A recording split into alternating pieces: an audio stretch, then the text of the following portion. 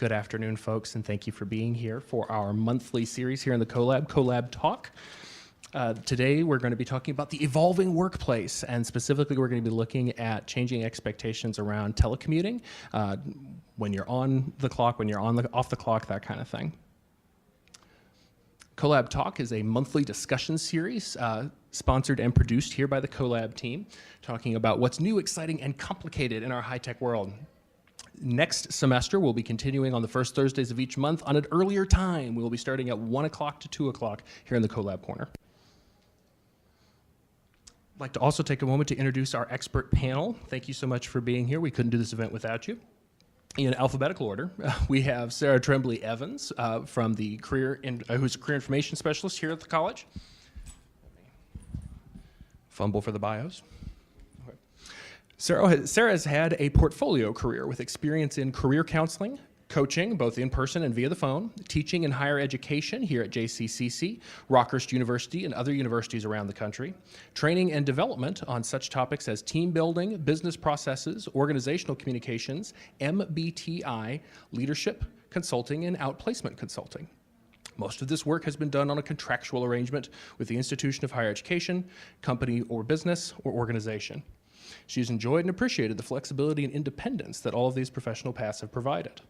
Sarah holds a master's degree in counseling and student personnel from Kansas State University. She also recently completed a certificate in congregational leadership from the University of Dubuque.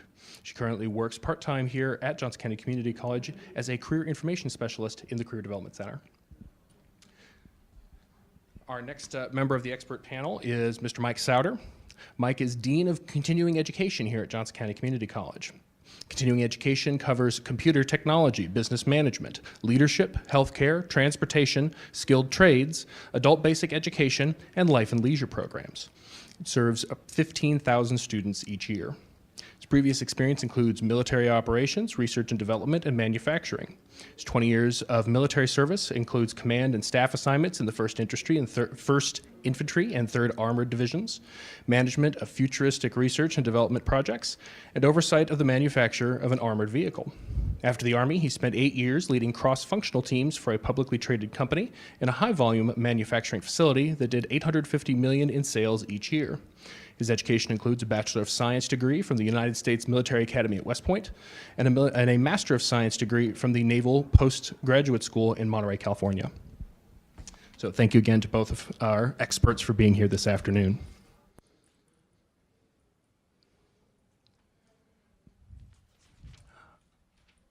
Our thought leader for this afternoon is Professor Nick Bloom.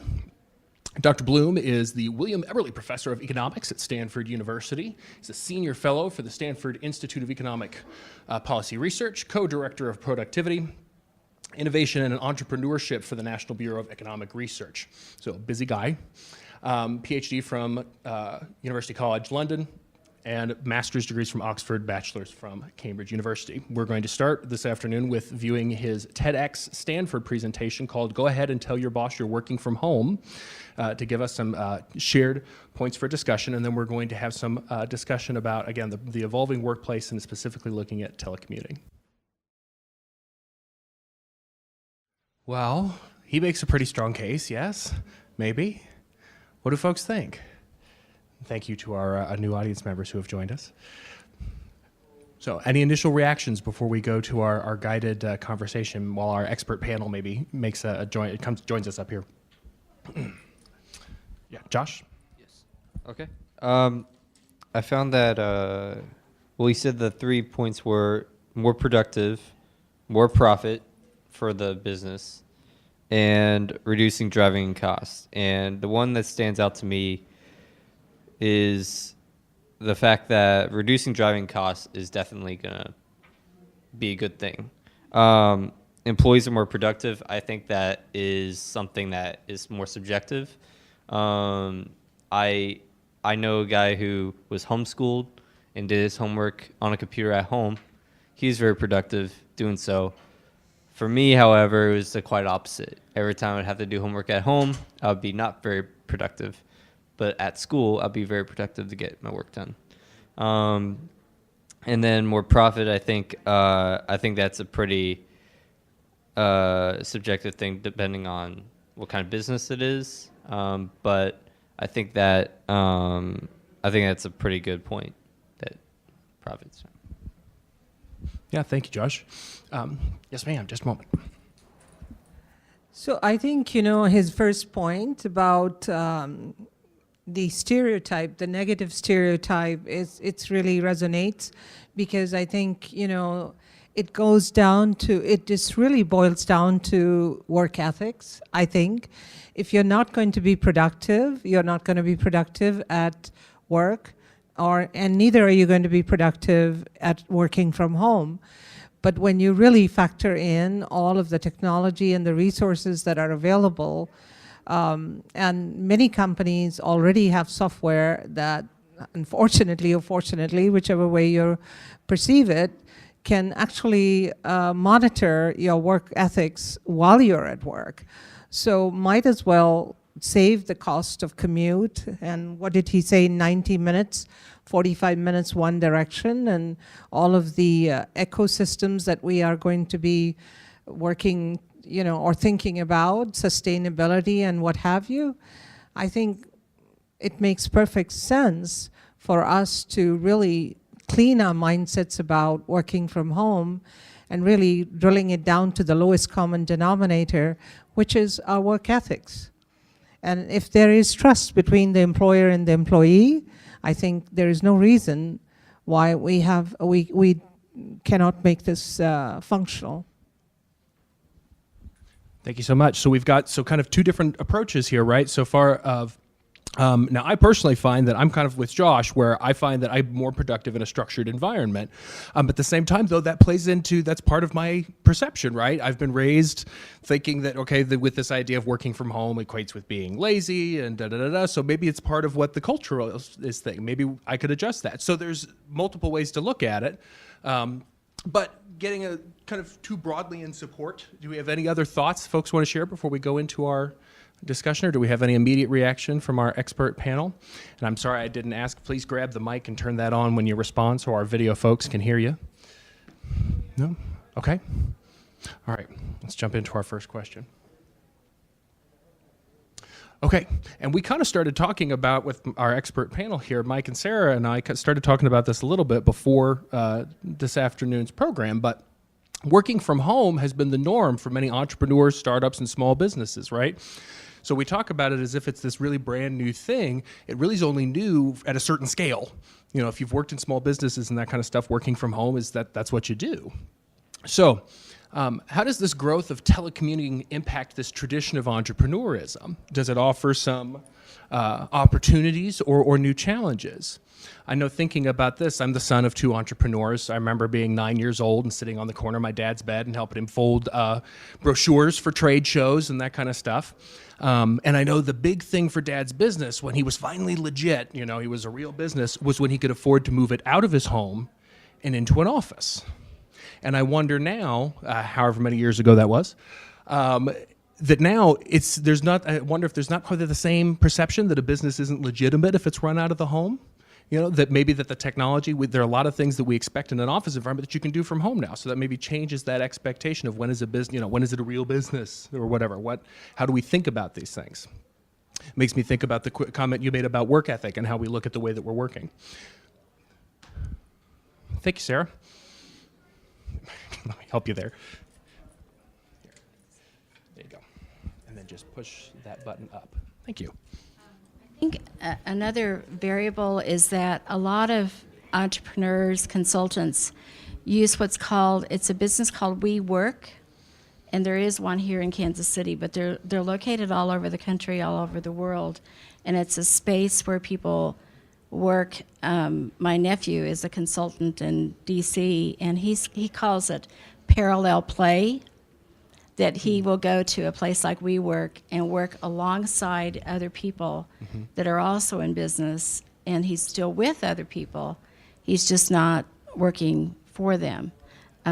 He said it's a lot easier to make friends there than it is in the produce aisle at the grocery store. So.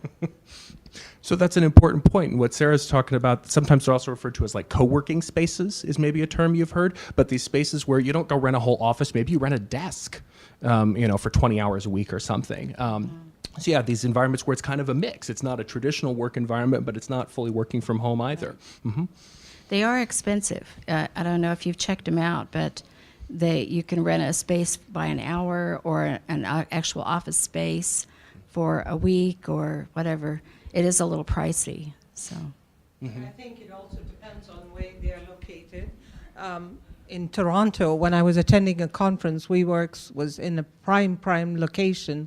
So, and they offer parking, I'm sure, and so forth. So when you factor in all of those variables, Yeah. that becomes per square foot a very, very,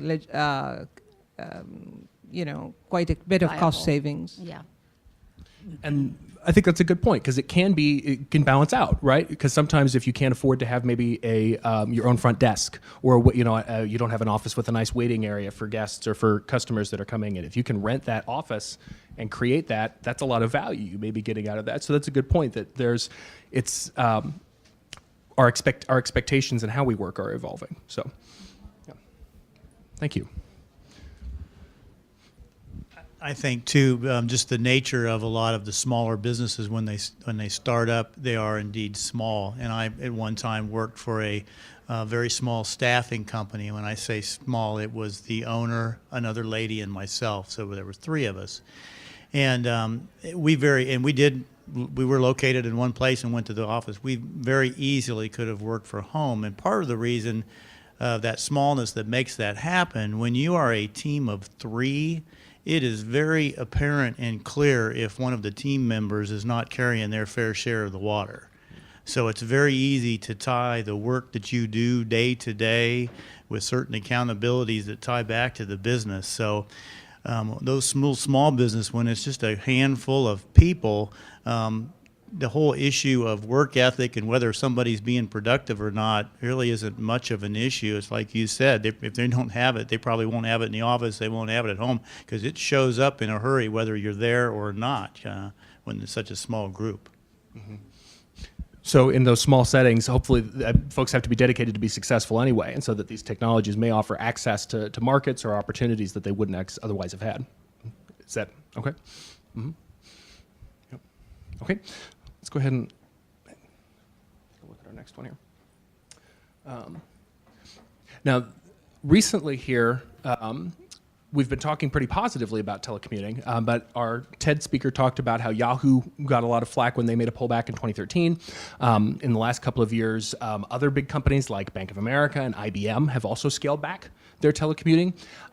Concerns particularly about diluting innovation, collaboration, and their corporate culture, so that they had a particular culture they wanted to create, and they felt like they were having trouble creating that at a distance.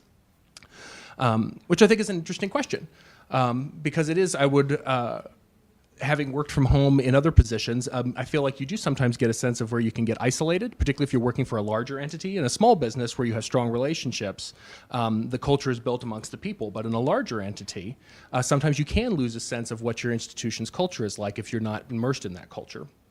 So I wonder if folks have thoughts about how do you define a culture for an organization if it doesn't have that physical, if you're commuting remotely, how do you create that culture? How do you support it? Josh? I think having goals and knowing having the same, making sure everybody has the same kind of environment, no matter where they are. Like, you want everyone to be able to be surrounded by the best resources possible, no matter where they're at, and be able to have access to the same things. If they're in a situation where, like, they're in a big house, so they have more space, they can have more, computers to work with, maybe stuff like that. But another person in your group may not have those resources, then being able to provide those resources to them, maybe put them in a better setting, probably have them work at a place where they feel more comfortable. So other than home as well, those things, like you can make it so that everyone is has a goal in mind with the same resources.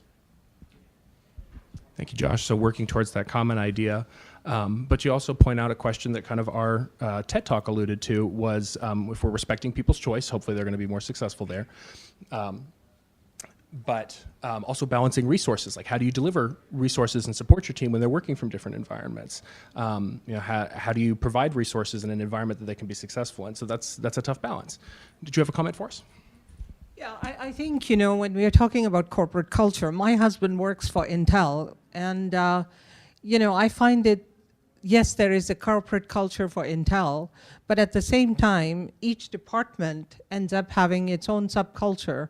So when he has to interact with others, counterparts of his in, let's say, China or Vietnam, they are working remotely. And it could be 8 in the evening, and he's at home, and he's interacting with all of these counterparts all across the globe, because that's the nature of the beast. So I think sometimes these big companies underestimate the subcultures that exist within the corporate culture. And I think trying to strive for a overarching corporate culture through making sure that everybody is working synchronously is a misnomer. And I think it just backfires because, the way even in the college, continuing ed, as Mike will probably attest, is a different culture because of the nature of the student that you're dealing with or the kind of corporate clients you're dealing with than we do on the credit side as a full-time business professor here.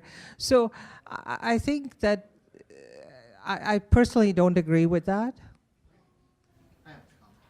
Yeah, please pass that back. Thank you. I was going to just make one comment about working from home. I think a lot of companies are reluctant because just using that photograph as an example, the company has no control over the ergonomics.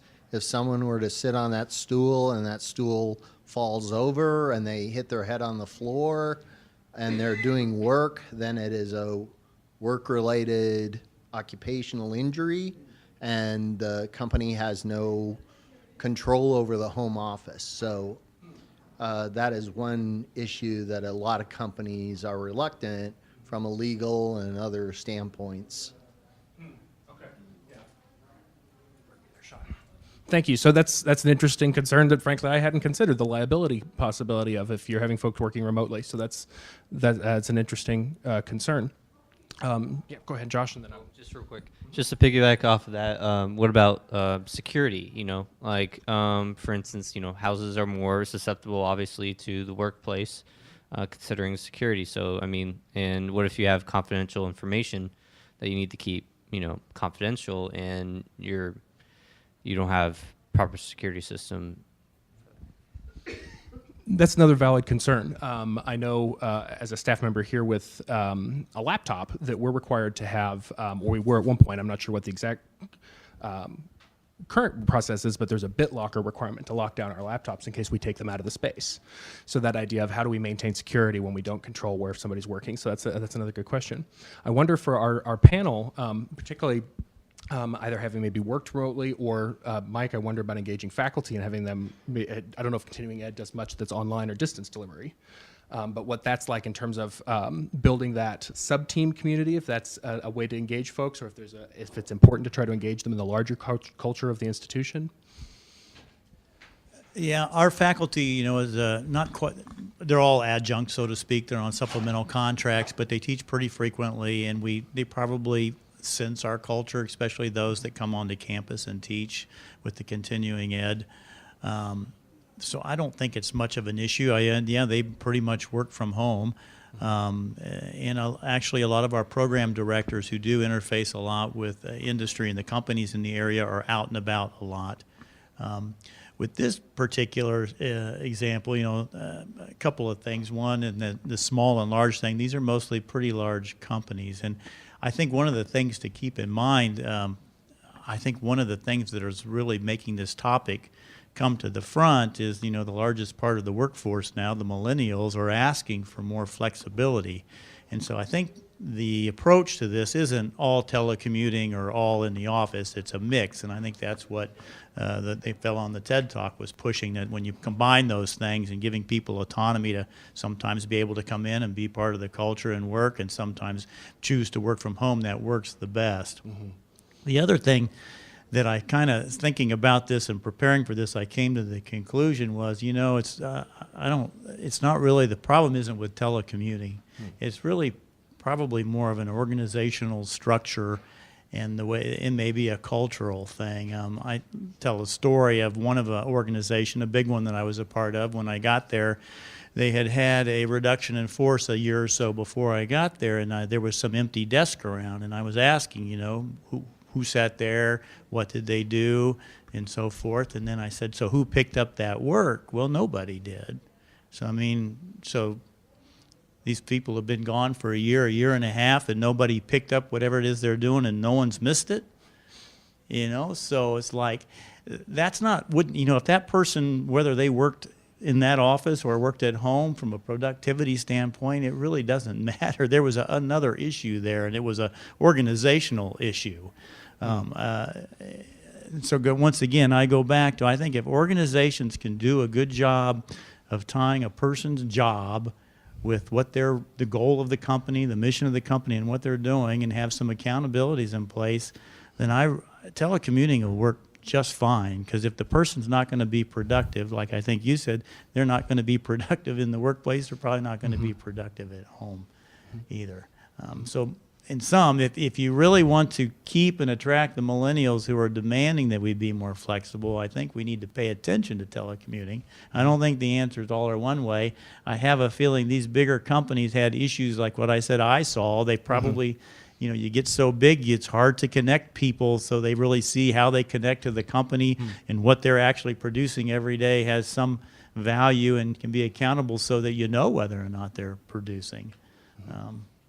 Sarah, you had a question to point to? And I think what is also being lost is that there are so many small companies, small businesses. Just Kansas City, for example, is a city of small businesses. I don't know the statistic, but I've heard it's a very high percentage of the companies here are ones that have 100 employees or less. So I think the other piece that I was thinking about too is that as an individual, you have to decide whether you want to work, whether you have it in you to do the telecommuting. How do you like to communicate with other people? What's your personality? How organized are you? The experiences that I've had, it does take a lot of time management, and it's always been worth it because I love that, but it does take some organizational piece.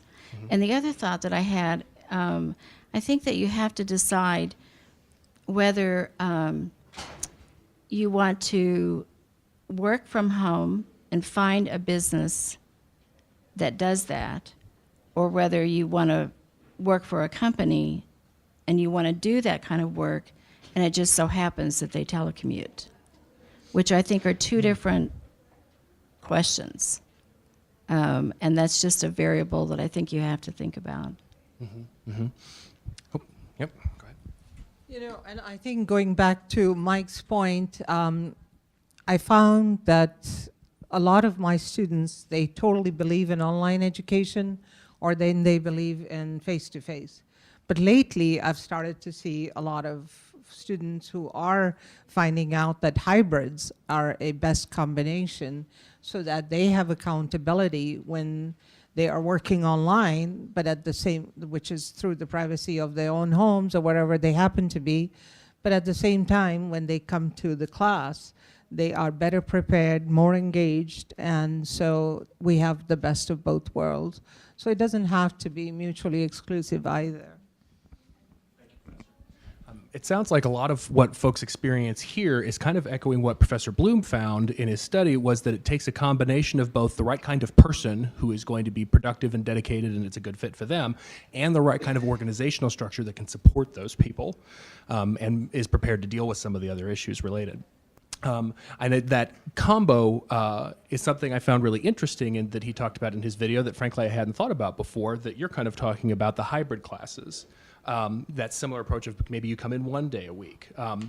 In my previous role, one of my hats that I wore was adult learner liaison for UMKC, and I found a lot of my adult students loved the hybrids for exactly the reason that you talked about. It gave them flexibility, time to be home with their kids and work, but that they still got a sense of being on campus and had those resources. So finding that kind of a compromise instead of pure one way or the other. All right, let's take a look at our last question here. And this kind of gets to that piece of, the 4-foot commute of maybe, what's it like having your business or your work also integrated to where your home life happens. So what is an appropriate work and home balance? How might employees or entrepreneurs work to maintain that balance if they're working from home? It seems like I can relate to just about every aspect of this. I think it's been 18 years ago, 15, 18 years ago, I think when online classes started getting really popular here, I went all online and there was no work-life balance. Weekends were dedicated, there was I was a single woman, so it wasn't, and no kids, and the closest families are in like 4 different world zones. So, I just, fired up the computer at all hours of the day, and I didn't know what is this whole talk about work-life balance. And then gradually, you start to understand that this is my home. This is where I need to unchain myself from the computer. And so I think it's a very hard, it's almost addictive that, there's one student that has an email out at midnight and they expect an answer. So I'm not sure how others do it, but that is the only drawback because, there was a snow day the other day, but online classes were still on. And so you never really dial it down. Professor, and then we'll go back to Sean here as well. I think you raise a great point. I think the folks, at least in my experience, the folks who tend to work best from home, who are the most dedicated and that's a good situation for them, also struggle to turn it off because they are dedicated and they are motivated to work even when they're working from home. So that is a tough balance, and it sounds like it's almost just an experience thing of building the experience and learning to work that balance. So Sean, you had a point for us? I think the same goes if you work from here, or work in your workplace. So you're always going to have those that are ambitious, and you're going to have those that really, really want to do a fantastic job and go the extra mile, and regardless of where they're going to be at. So I will say, though, that one of the things that worked for me was to have a specific time. So when I was working from home, so a specific time that I was outlined, and so that I could actually do the things that I needed to do with the colleagues that I was working with. Thank you, Sean. So imposing a little bit of structure onto that to make it so that environment worked for you. Yeah. You had a comment for us? Oh, okay. Yes, thank you, Sarah. I found actually my daughter, who also works from home, found an article in the New York Times by Kenneth Rosen, and it is How to Work from Home. And the suggestions actually follow what she and her husband both do, because they both work at home. But one of the things that she said, and the author talks about it in here, is to get up in the morning, same time, early, get dressed. So yes, maybe you're in your PJs, but get dressed, get showered, get ready for the day, and figure out when you are most productive in your day, and get as much done in that period of time so that you can take some breaks throughout the day. But anyway, it's a great article. I'll send that to you if you want. Thank you very much. We'll post that.